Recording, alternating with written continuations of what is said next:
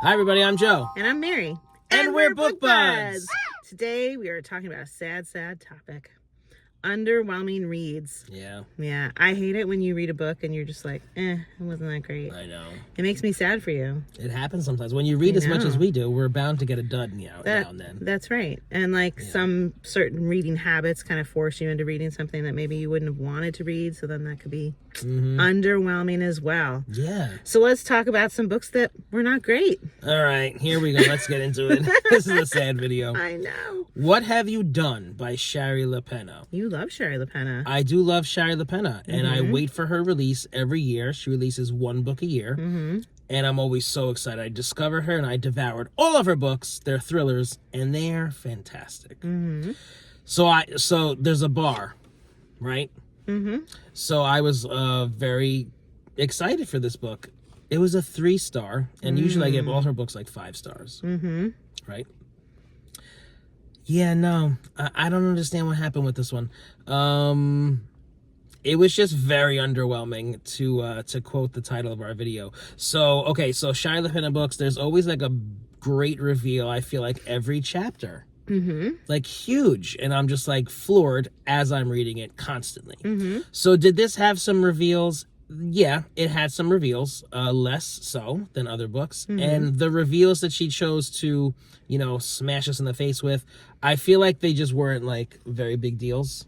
Okay. So again, a little disappointing as you're reading and you're discovering new things. I'm like, all right, I kind of figured that, or it just wasn't that big of a deal, or it just wasn't as many as there usually are. So am I being picky? I guess a little bit, because like she's just like, I'm just in love with all of her books, so I was expecting to absolutely usually much more great. Love this one. So there was that. Okay, now this is the part that really just got me, and I don't like some of these things sometimes. So all of a sudden, I'm reading the book, and there's a chapter from the dead girl, and the dead girl's talking to us and revealing information about how she died. That's weird.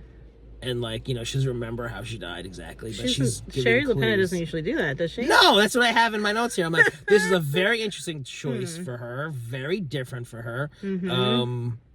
Was this like a writing exercise she was trying out or something? I couldn't really get behind it. I wasn't really a fan of it. Yeah. And then throughout the book, there was another character that we were just getting it was almost like a diary from him and getting his thoughts. And I'm just like, why are we reading about this guy? I know there must be a reason, and I'll find out later in the book. But I'm like, it just felt very out of place. So we have the story going on, and then we have some chapters from the dead girl. I'm just rolling my eyes. And then we have this random chapters from this other character that I just mentioned. And I'm just like, yeah, what the hell are we hearing from him for? Yeah. So there was just a lot going on, and I just didn't really like it. It just didn't go anywhere. I'm sorry. So I gave it 3 stars, and I was just like, I don't really even want to tell you what it's about. It's a thriller. I know. She's I'm like, dead. we're not getting the details of the story. But that's okay. Does it matter?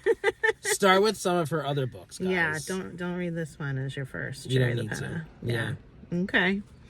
Ready for mine? Yeah. All right. So mine was one by Kristen Cashore.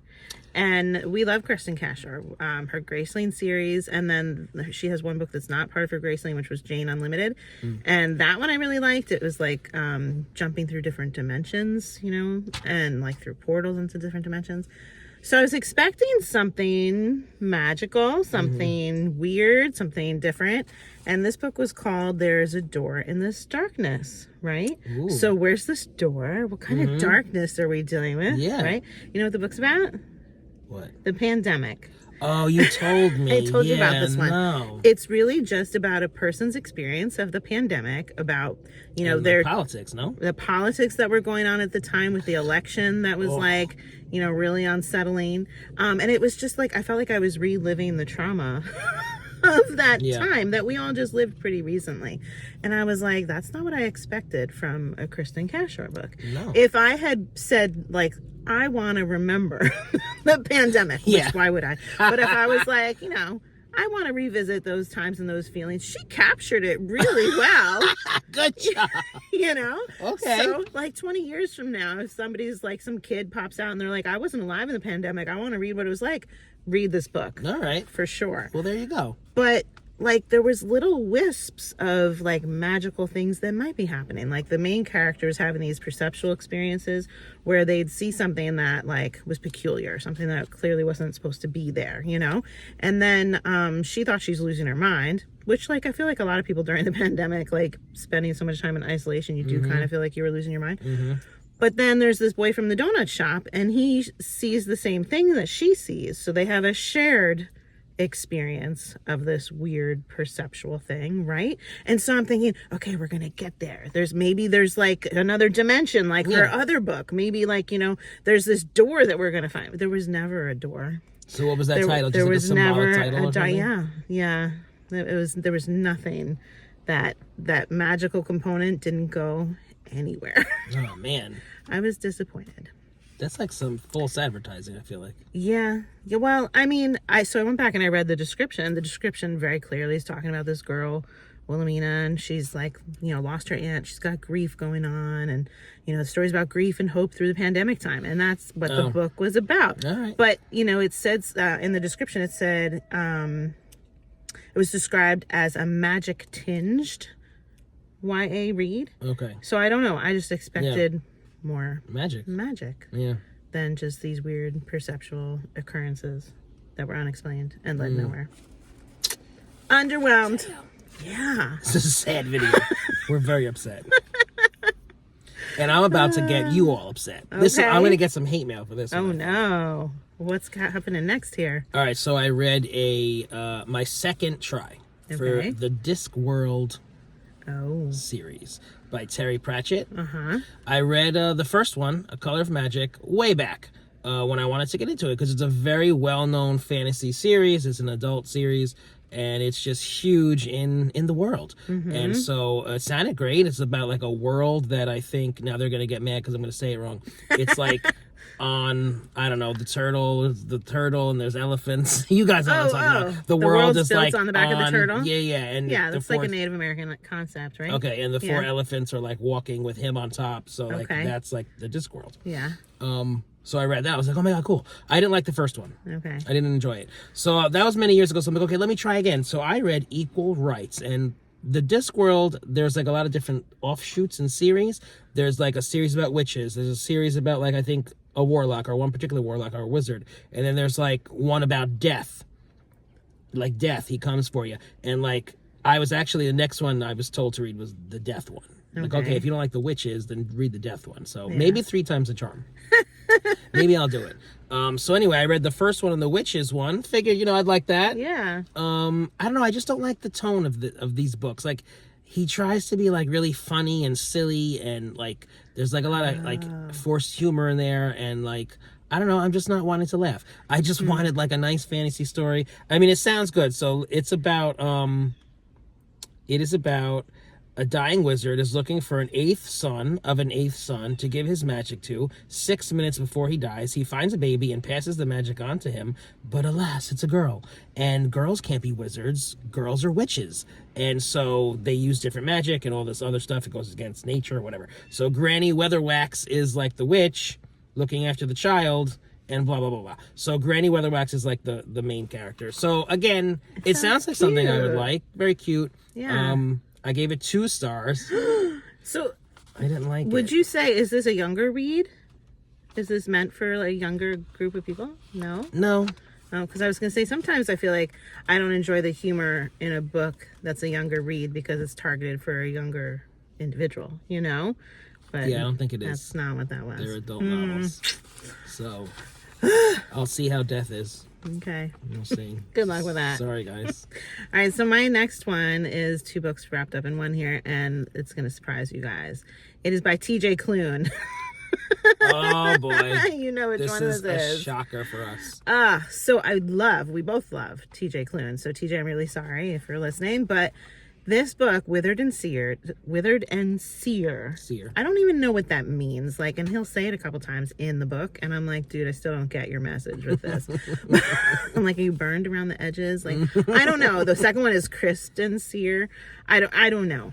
So I picked up the first book, I don't know, like a year ago. Yeah. And I DNF'd it. Yeah. And I was like, I can't believe I'm DNFing a TJ Klune book. And it was a huge, like, thing in our world. Yeah, we you were all upset. into it. I'm like, what do you mean you don't like I know. what? I know. So I was like, okay, but I just don't want to read something that's really just painful for me to like keep trying to read. Painful. I'm sorry. It was painful, guys. Wow. So then now here I've progressed through all of the other books by TJ Klune. I only have like 2 left now to finish all of his works. And I'm like, I can't save these for last. I gotta read them because I can't DNF something and then say like, oh, I've read all his books, you know? So I'm like, maybe it'll get better. So I forced myself to read Withered and Sear, and I would have done the same. You have to. Yeah, I had to. It didn't get any better. The story's like, you know, like I don't remember what happens, like a meteor hits the world or a nuclear explosion. Something happens. The world gets destroyed, and you see that happen right at the beginning of the book. And then you have this man with like a neurological condition or something, brain damage, wandering through the forest. He's like not verbal, and he's hanging out with a dog, and he calls the dog Bad Dog. That's the dog's name, is Bad Dog. Bad Dog. And he talks to the dog, and the dog talks back to him in his mind. Okay. And he's totally by himself, and he's hiding from the bad rabbits. Oh, there's Is that what they're called? Yeah, dead rabbits. I'm sorry. Dead rabbits. Dead rabbits are a group of cannibals that are in the forest. That's scary. But that's a weird name, Dead Rabbits. Then I'm Rabbits, like thinking yeah. there's like rabbits. Like I don't understand it. It's just people. Like Bunny. I'm thinking Bunny by Mona Right? Wong. I know. No, it's just people that eat people. Yeah. But like you don't see people for such a good chunk of the first book, and then by the second book he's like talking and everything. Like where he wasn't talking in the first book, Yeah. he's talking in the second book. And then the love interest is this dead rabbit. Oh, okay. But you don't feel the love. Like it's a very uncomfortable He's a cannibal. attraction. Yeah, and like the guy Cavallo is his name. He like, you know, gets him in the woods and he's gonna turn him into like some little, you know, cluster of people that are living somewhere and like turn him in as like this bad dead rabbit guy. But then like he's drawn to him but never fully like in love with him or anything like that. But then they have these weird like moments where they have this real intense closeness where they're gonna kiss or something like that, but then one's holding a knife to the other one and it's like, I might kiss you or I might kill you, I'm not sure. Oh, boy. And I'm like, I'm not feeling the love. I don't love these characters. I'm going to have to read this. I don't know what he was doing with it. And he did throw a robot in there towards like the end of like the first book.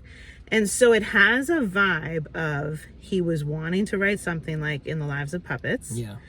And his brain was just not doing well. And I think what's going on, I have to say this, I feel like we go through things in life sometimes. We have bad days, bad times.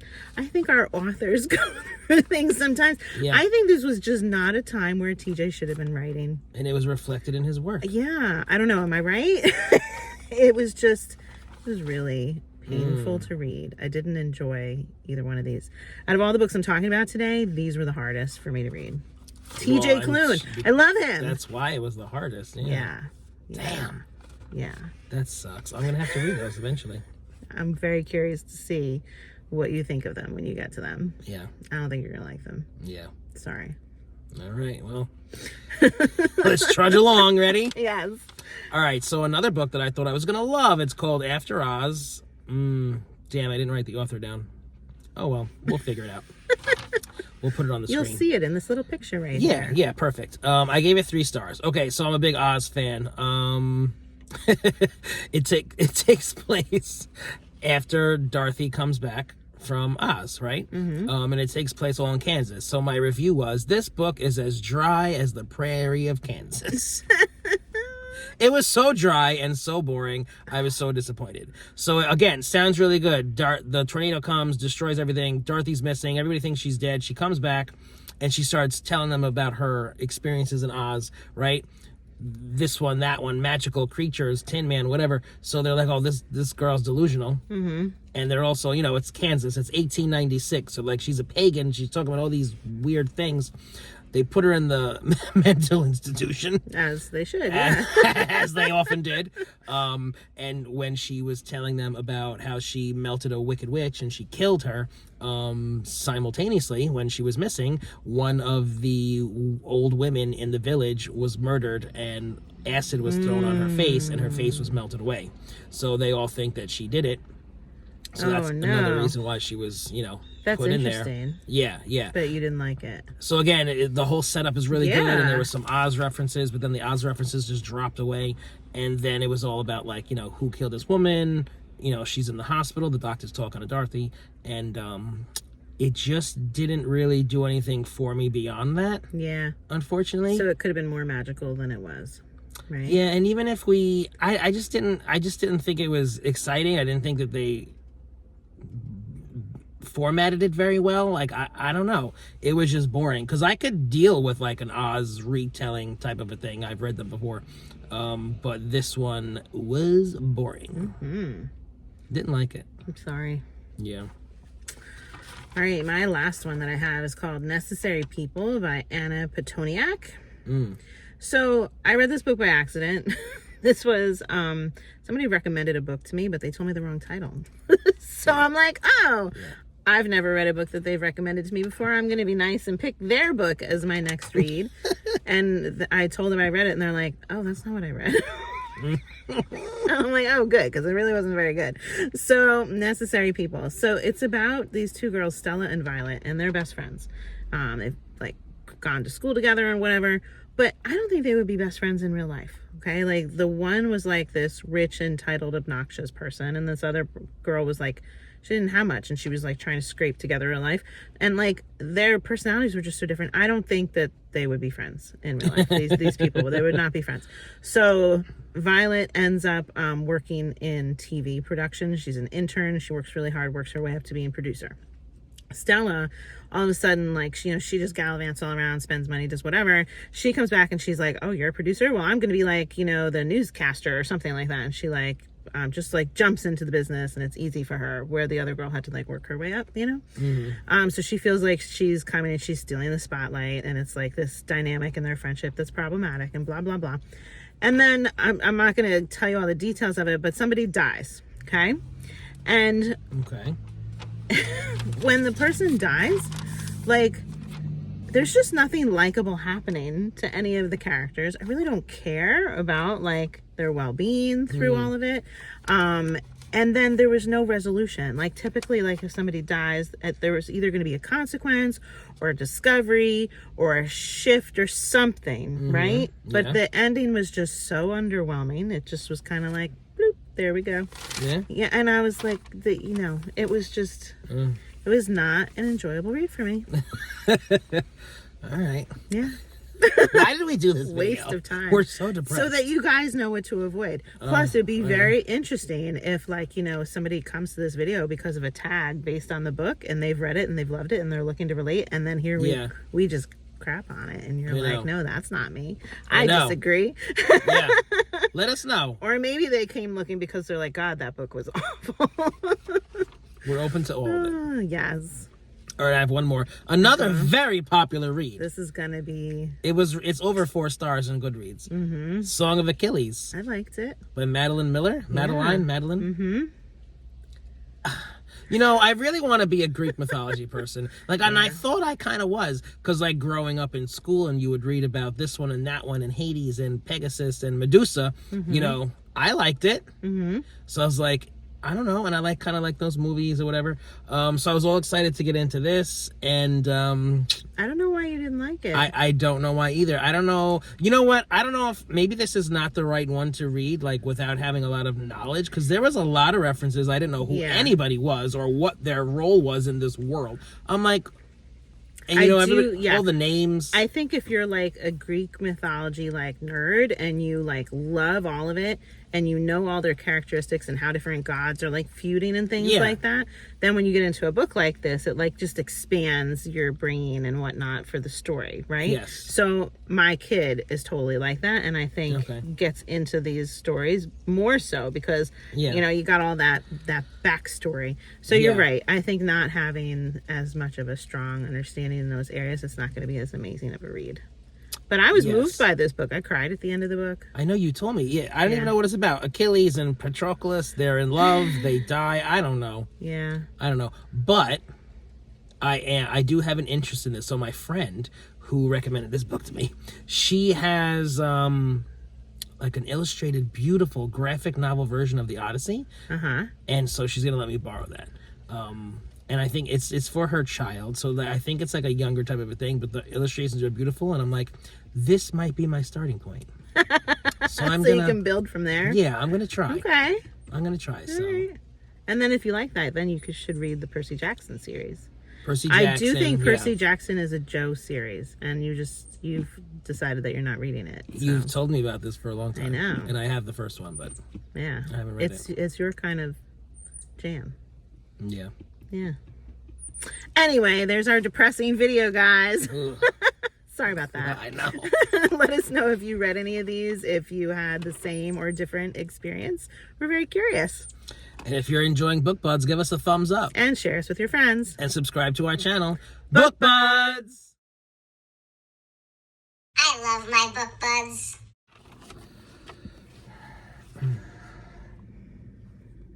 Both checking our hair. Checking it out.